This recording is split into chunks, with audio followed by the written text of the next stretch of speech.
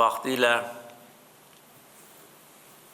buradan uzaqda olmayan Xankəndi şəhərinin stadionunda Qarabağ Ermənistandır və nöqtə deyənlər Qarabağ Azərbaycandır deməyə məcbur oldular. Yəni, öz xoşu ilə yox, məcbur edən də biz olduq. Xalqımız, dövlətimiz. Yəni, bu tarixi biz heç vaxt unutmamalıyıq.